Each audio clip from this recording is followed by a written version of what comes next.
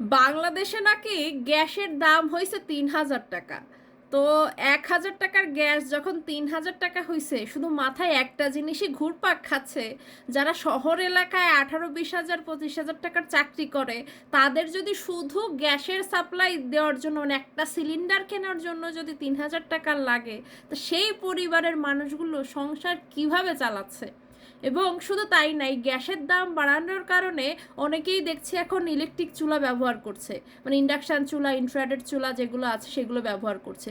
তো এইভাবে মানুষ যদি গ্যাসের পরিবর্তে ইলেকট্রনিক্সের যে চুলা এগুলোর প্রতি ঝুঁকে যায়, তো কিছুদিন পরে দেখা যাচ্ছে যে ইলেকট্রনিক্সের যে সাপ্লাই সেইটারই ঘাটতি পড়ে যাবে, এবং দেখা যাচ্ছে যে প্রতি ইউনিট প্রতি বিদ্যুতের যে দাম আছে সেটাও কিন্তু একসময় বেড়ে যাবে।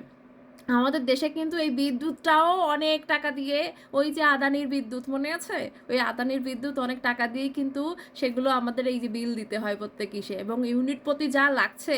এইভাবে যদি গ্যাসের পরিবর্তে সবাই বিদ্যুতের দিকে ঝুঁকে যায়, তাহলে দেখা যাচ্ছে যে ইউনিটও বেড়ে যাচ্ছে এবং বিভিন্ন জায়গায় লোডশেডিংয়ের বিষয় হচ্ছে।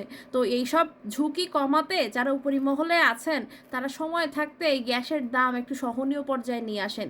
আর যদি গ্যাসের দাম বাড়ান তাতে কোনো সমস্যা নাই, আপনারা বেতন বাড়ান সবার ক্ষেত্রে।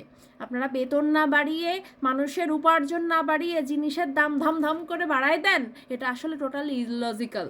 তো বিষয়টা এরকম না যে আপনার মন চাইলো বাড়াই দিলাম, দেশের উন্নতির জন্য গলায় পা দিয়ে জনগণকে একদম জবরদস্তি করে তাদের কাছ থেকে টাকা আদায় করে নেওয়া, এটা কখনোর জন্যই কোনো ভালো প্রশাসন এটা এটা করতে পারে না, কখনোই। একদম ভালো প্রশাসক যে শাসক, বা আপনার শাসক তো নেই, এখন শোষকে পরিণত হয়েছেন, তো এটা কখনোই কিন্তু কাম্য না।